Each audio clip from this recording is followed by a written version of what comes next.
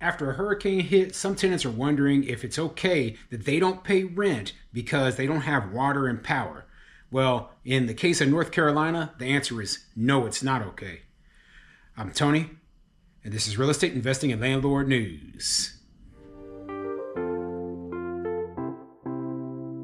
All right, so I have an interesting topic for you today, and it has to do with the damages that are caused by a natural disaster, and in this case, a hurricane. So, as you know, a hurricane, it hit the North Carolina, it hit many states down there in the southeast, right? And very devastating. A lot of the repairs still haven't been completed yet, and so people are wondering, okay, do I have to pay my rent? Do I have to pay my rent because I don't have clean water and I don't have power in my property that I'm renting, right? And the answer is yes. Yes, you have to pay the rent, okay? Now, just because a natural disaster occurred doesn't mean that all your obligations are out the window. Now, in some cases, when the property is damaged so badly, then the landlord actually has the right to evict you because they need to get the property repaired. Okay, now it might not seem fair or whatever, but the place isn't safe to live in. You need to go find somewhere else to go. And now I talked about this last year when I was covering a hurricane that hit Florida. Okay, that it's just the simple fact of the matter. If the place is not safe, it doesn't have water or power, well, guess what? You got to go. The other issue is that, okay, let's say the place is going to become safe again and we would like to move back in. Well, in order, you might be able to work something out with your landlord. You might, okay? The landlord might say, okay, you don't have to pay me the rent until we get these repairs done, and then you come back, right? But if you're not able to, you're still obligated under the contract that you signed to pay the rent. All right? Now, what you might think about going on into the future is, okay, if something like this happens again, let me make sure that the lease allows me to stop paying the rent if I have to move out of the property.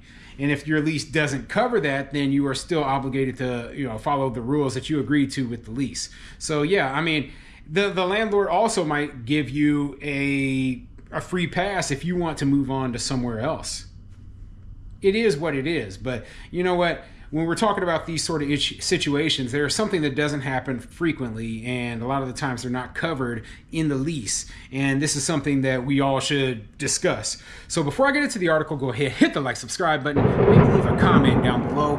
Let me know what you think. So do you believe that a tenant should be responsible for the rent if they don't have water and they don't have power? Now, my question is on this unit, is the tenant still physically living in the unit, okay? Are they actually still physically in there, but they just don't have power at the time and they don't have water? Or are they out living somewhere else and they're just waiting to be able to move back in and they want the landlord to hold the unit for them? I don't know in this situation, okay? A lot of landlords have insurance that actually covers rental losses for when these sort of natural disasters occur.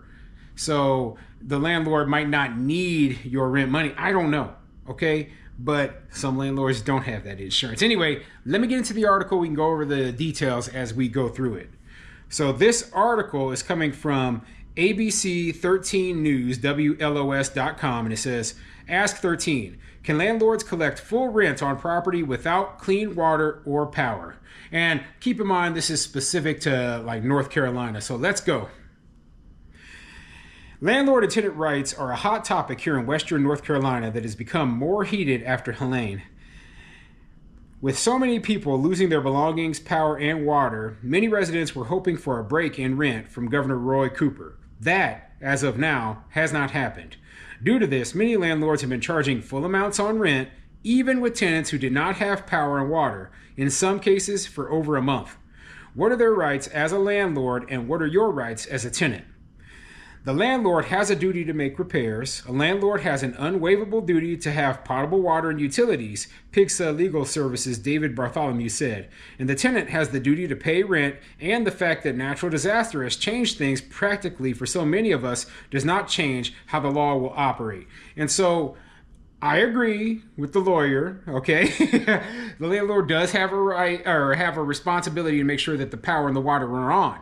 However, when you're talking about a natural disaster where you have tens of thousands of properties that are all facing similar things, it takes a while to get those repairs done. And that is part of the reason why tenants were left for such a long time without water and power. It's not the landlord's fault. Landlord cannot go out there and run power lines to make sure that you have power in your unit. Now, like I said before, if you are still physically living in that unit in particular, it would seem to me to be obvious that yes, you have to pay the rent.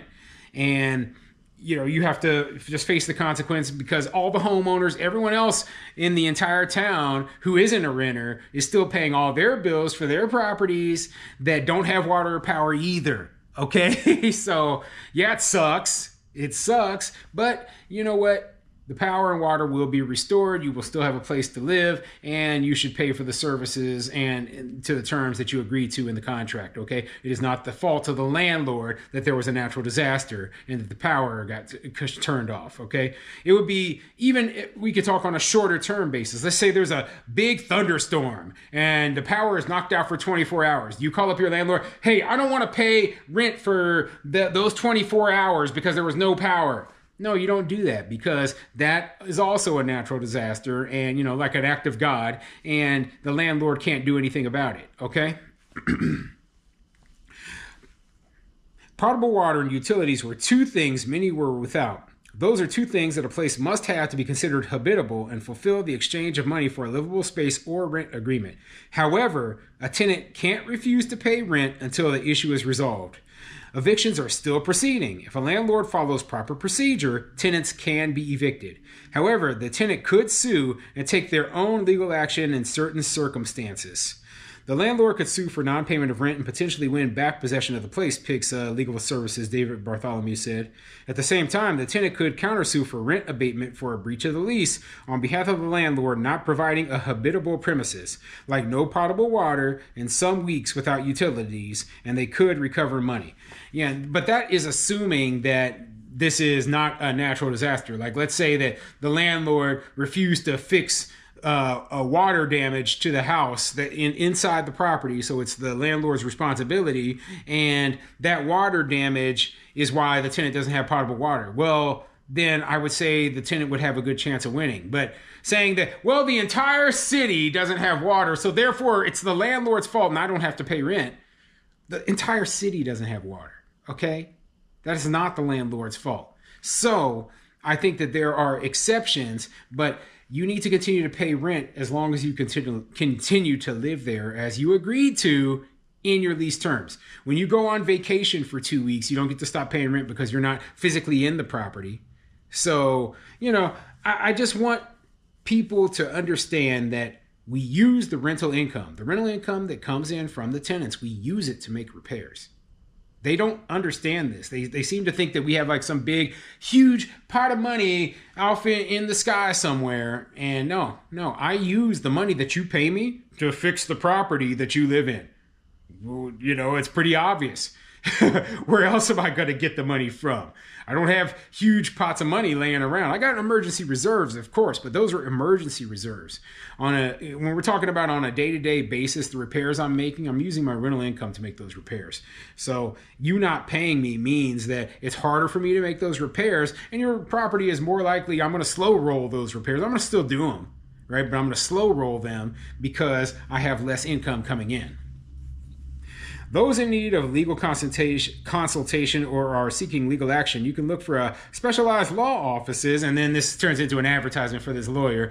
Lawyer always is trying to play both sides of the game, the landlord and the tenant side, right? But when it comes down to it, follow your state law, okay? Realize that this is a one-off natural disaster that, probably won't occur anytime soon in the future, right? And plan for this sort of thing to happen going forward. So what do you think? Do you think that I'm right? Do you think that the state is right for telling tenants that they have to continue to pay rent even if they don't have water or power in the face of this natural disaster? Put a comment in the comment section down below.